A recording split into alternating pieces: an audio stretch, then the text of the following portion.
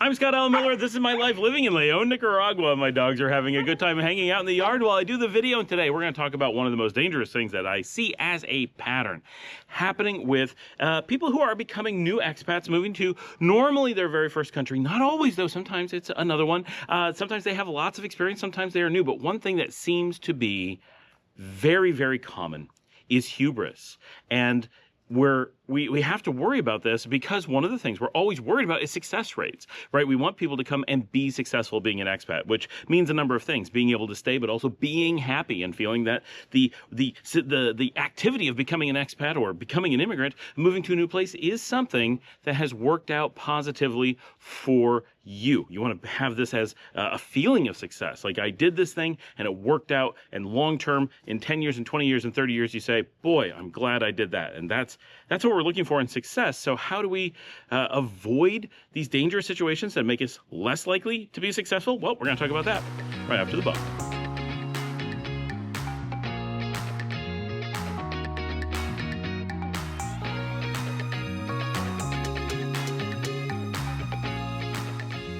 I moved the camera a little bit because Mia has her coconut and she is just so happy tearing that up. It is her absolute favorite thing. It's the little dog's favorite thing too. I think that might be him right there. Yeah, hanging out in the backyard. I'll just move over just a tiny bit so you can see these cuties on the show while I talk. So anyway, when we're talking to, and today is Thursday, by the way, so we should be planning to do a live stream later today. We try to do this every Thursday. So if you have not set aside some time to join us this evening for the live stream, certainly do that. Make sure you hit that subscribe button so you get alerts that the live stream has started. Also, if you're not in the WhatsApp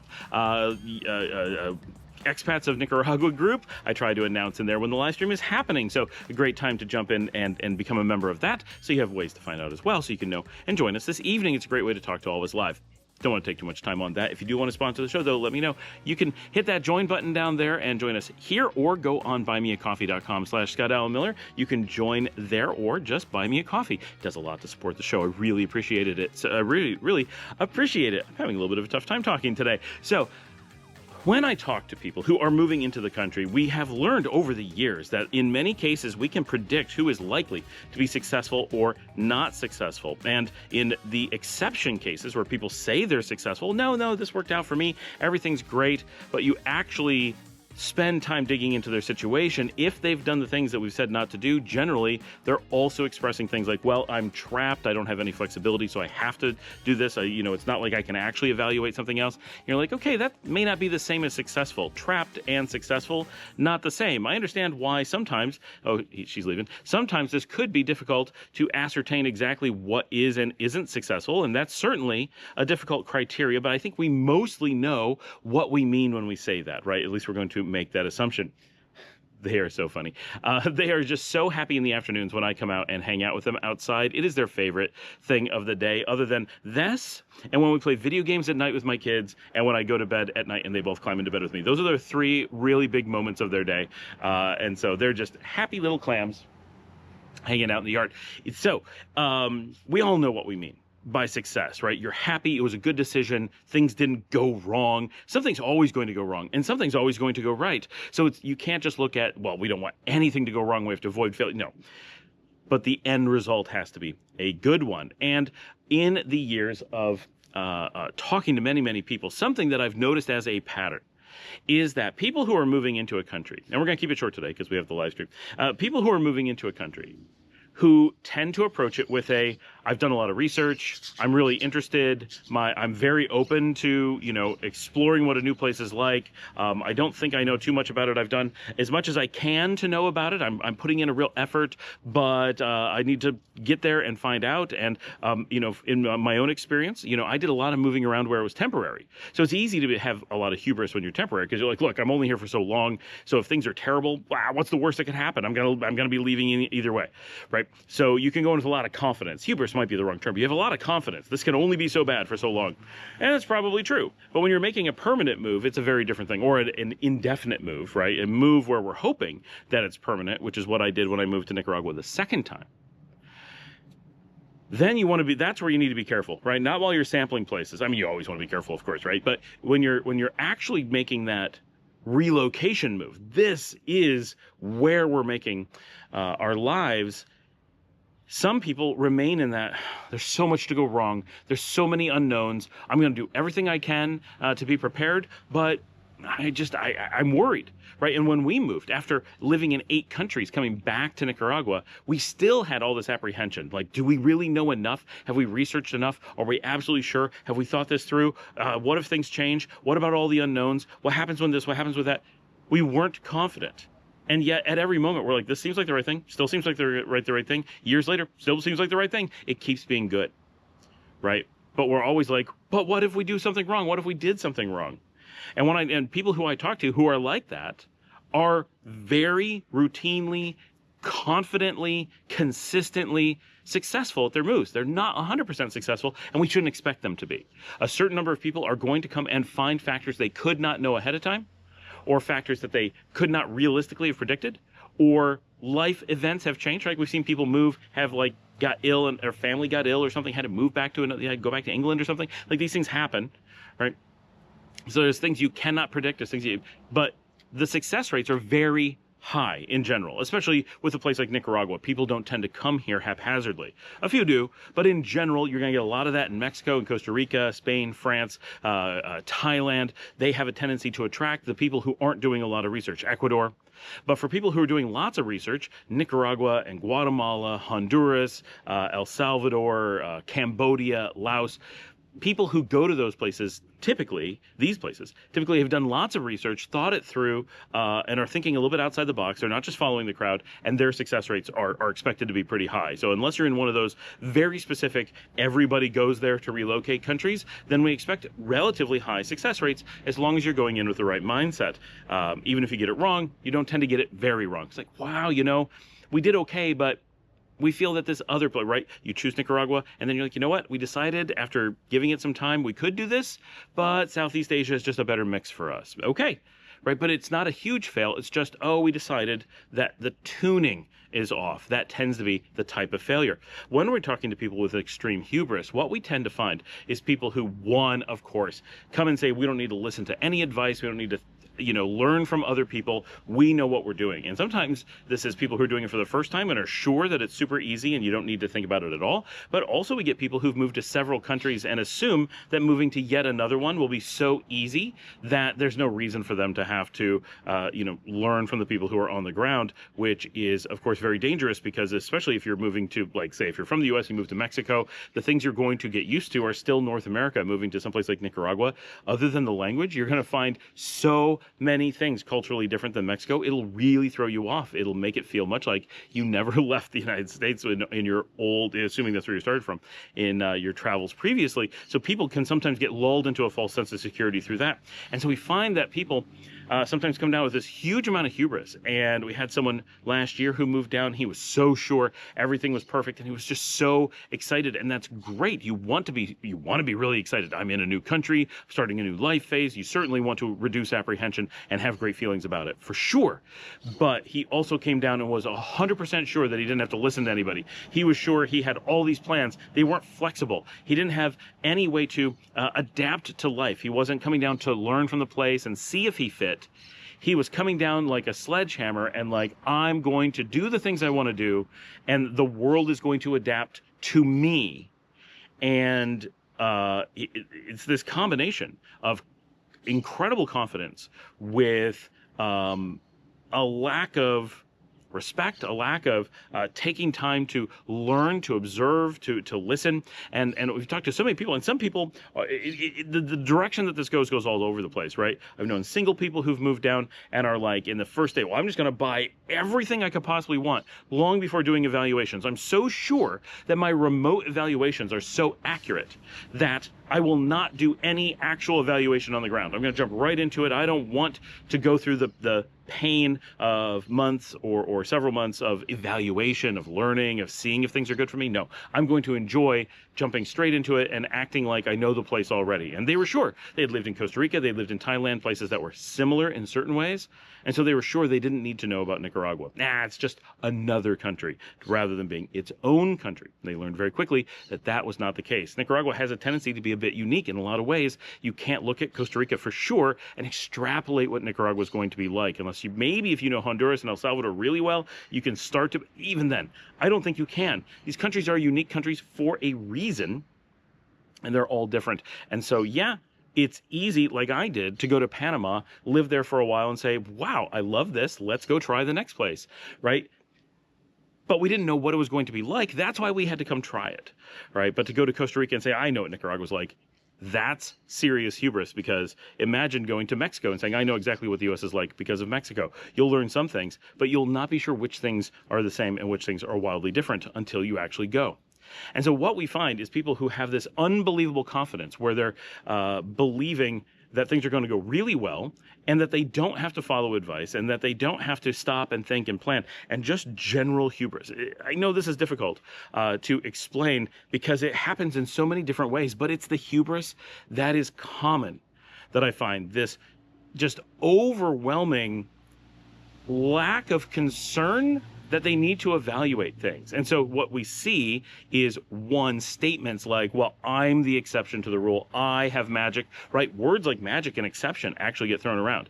And things like, I don't need to evaluate. I don't need to wait. I don't need to be patient. And maybe you have lots of money and you can skip those things. But one thing I've also found is that universally the people who are doing this don't have the money to do this. Every time I talk to someone who has what I feel like is this extreme amount of hubris, they feel like they don't have to listen to anybody. They really just, I know what I'm doing from day one. They also universally are in a financial panic, but are trying to portray themselves as not being. And you'll always get things like, well, why are you trying to do this thing really quickly? Oh, I can't afford not to. Like, whoa, you're being incredibly reckless. You're throwing money around and you're telling us that you don't have enough money. These two things should not go together. Like, this is super reckless, right? And that those things tend to be a common thread. So I don't know what it is that makes people really confident when they don't have the financial resources to even be safe. Except that obviously having extreme levels of hubris will likely lead you to financial ruin, right? If you are super confident and don't want to learn from others who have gone first, if you don't want to learn from others' mistakes and you are determined that you will make your own mistakes, even though you could easily learn from and avoid them from watching other people, right? You're walking up to the edge of the water, you're not sure where the drop off is, and your buddy comes by and just falls into the water and they go down and they go under the water. And you go, well, that's too bad for you. I'm certainly not going to look to see where you fell into the water, and I'm going to do the same thing. And wah! Right? Of course you wouldn't do that. That's crazy. But when it comes to moving to a new country, people will often be like, oh, I realize that hundreds of people have done this before me and have told me exactly what to expect, but I'm sure they're all wrong, and I, having never been there, know more. We actually get told that all the time.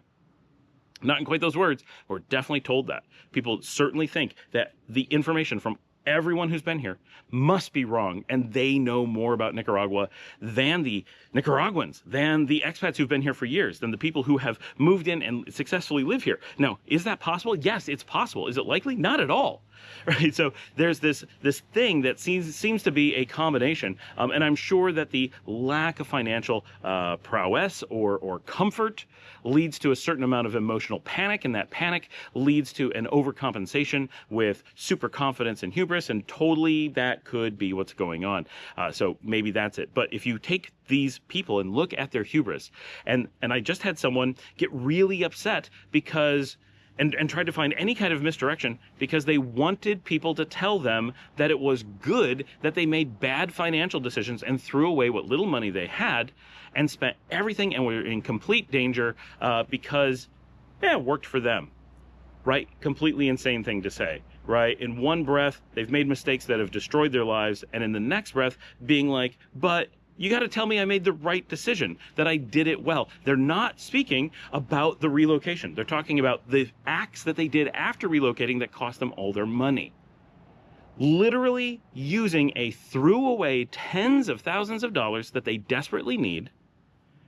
And their thing was, well, but I wanted to throw away that money. It worked for me, and now I'm in a financial disaster. But I want people to reinforce that I made the right decision, not to move, to throw away the money. And we're like, but the problem you're having is that you threw away the money. Literally, the thing you're asking for justification for is the thing you just said you did wrong. What do you want, right? You get some crazy responses. But the one thing that they really had constantly was this massive hubris. It didn't matter how much they could describe having made mistakes, how much they would say, I just made a mistake, how much they'd say, I just ruined everything, I just created a disaster, I'm trapped, and then they say, but I know what I'm doing and no one is going to give me advice. Which is fine, you don't have to take advice from people, that's certainly sure. But this is the trend, right? The point here isn't to shame those people, like they're doing what they want to do, whatever makes you happy, right? Fine. But I'm not responsible for giving bad advice because it makes somebody who's reckless and self-destructive happy. I'm not going to do that, right? So I'm going to give you good advice, and that good advice, as best as I can, right? I'll get things wrong too, right? I'm not perfect. Maybe I am, but it's questionable. So when you come and you have this high degree of hubris, something just bit me on the foot, always getting bit. If I'm standing over here, I'm getting bit while I do it, but not by like mosquitoes, by like ants. If you have a really high degree of you're sure you're doing it right, you're going to jump in, you're sure you're the exception. Yes, of course, when you say you're the exception to the rules that we use to make people successful, you're going to fail, right? Just that mentality essentially guarantees failure.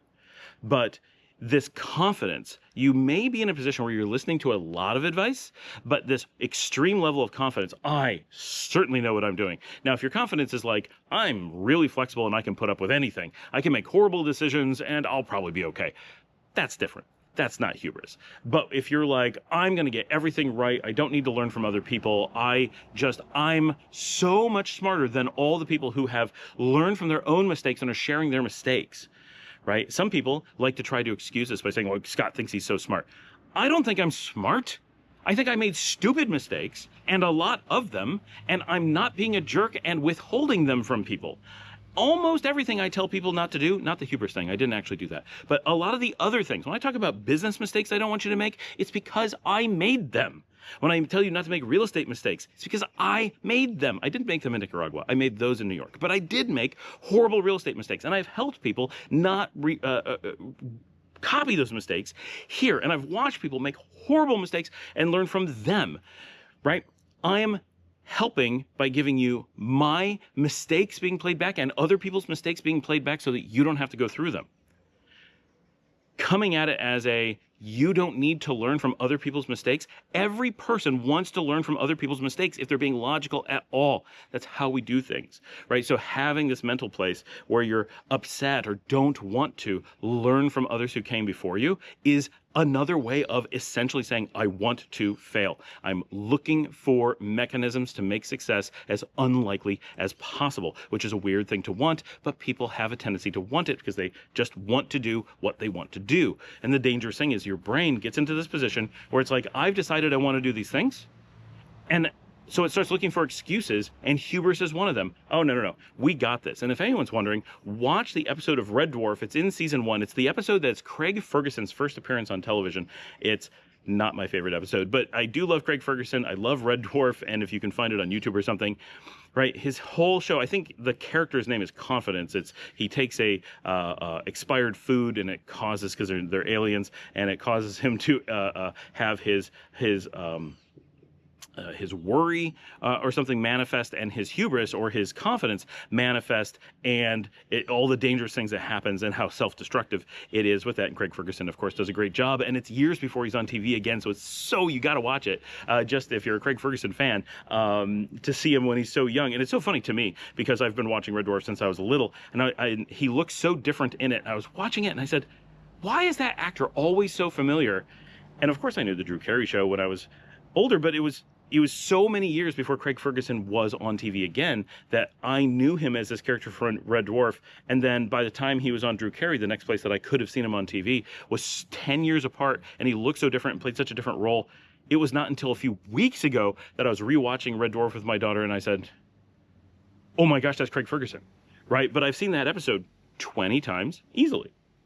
So anyway, funny story, but watching that and seeing this manifestation of his own hubris and how it destroyed him and tried to kill him and would, wipe out other people and sabotage things to make him feel good. And that's exactly what your hubris does. Your brain gets into this position where it's really humid. If you're wondering why I'm sweating, because it's not that warm, but it's really humid. We're about to have rain. Your hubris will make you do self-destructive things because it feels good, and it'll start justifying that you can do anything you want based on, well, it's what you want to do. And what's wrong with that? And people will start saying, like, you can tell there's phrases. Well, there's no wrong way to do this. Well, okay, if you don't want to evaluate, but if you want to evaluate a decision, then obviously there's a wrong way to do it, right? Why would you ever say there's no wrong way to do something? Like, of course there is, right? And there's no wrong way to evaluate real estate. Yeah, of course there is. If it loses you money, that's because it's an investment. Investments only have one way to evaluate them. Now, you can evaluate and say, why did this go wrong? Oh, I couldn't have known. I got unlucky. Yeah, of course. That's fine. I made a bad decision based on bad information. That's fine. I made a bad decision based on good information. That's fine. But that's one you can learn from. Maybe you learn to not get bad information. Maybe you learn to pay attention to good information and evaluate it correctly. Maybe you learn to be more cautious. Maybe you learn to take more chances. You need to learn from your own mistakes on top of learning from other people's. There's nothing wrong with making mistakes, going back and evaluating them and saying, okay, I don't want to repeat that. So what do I do? But when someone makes a horrendous life decision, destroys their financial position, and goes back and says, so this I could not possibly repeat. I would be homeless for the rest of my life if I did this, or in jail because I'd be, pauper's prison. So I definitely don't want to repeat that. The last thing you want your brain to do is say, well, I'd be okay to repeat. It's not really wrong to lose all your money. Well, it's not wrong like being a thief wrong, but you are ruining your own life. You are destroying your own position. Right? So there's wrong, like it's evil and you're hurting other people. Definitely that's one tier of things. But there's also wrong where your brain is no longer protecting you and your subconscious has become your enemy. All of us have a little bit of that. But for people with this strong hubris response, it's actually your brain flat out trying to harm you. And your brain is pretty good at that. And it's really hard for you to escape it. So a little bit of conscious effort to fight against that and to recognize, right? If you're feeling a ton of that hubris, I know that's hard to recognize in ourselves. When you're feeling that, it's a really good time to step back and say, ooh, I may be overconfident. I may need to really stop and think and accept that there need to be logical views of things taken. And only you know which things that's happening about. And I can tell you, when I see it in people, we can make judgment calls in their first day. When they show up and the way that I've got this, I don't need to, I know everything. People who have questions, people are like, how did you do this? What did you do? What should I do? Right? Those people almost always successful. And the people who are like, I know exactly what I'm doing. People who've come before me have nothing to teach me are the people who are basically announcing that they're about to fail. And it's really reliable. So as a behavioral thing, it's something that we can look at in ourselves and say, oh, if I'm acting this way, statistically, I'm basically guaranteeing I'm going to fail. Now, it's up to you to actually action that. I can't go and do anything with that other than give you the tools to recognize it in yourself or others and try to guardrail them. So at the end of the day, you have to make the choice that you want to protect yourself and not create a bad situation, whether it's moving to a place and immediately deciding it's not the right place for you, destroying your financial position, locking yourself in, not giving yourselves the flexibility to do what you need to do, or whatever. Anyway, short one, remember to join us on the live stream tonight. Think about your questions, have lots of things lined up. We always need more things to talk about. We can talk about, as long as you guys have questions, we just go, go, go. It's when we run out of questions that the live stream kind of dies out. So have lots of questions lined up. That would be fantastic. And remember, like, subscribe, join, coffee, share, post on social media, do all those things. I will see all of you tomorrow.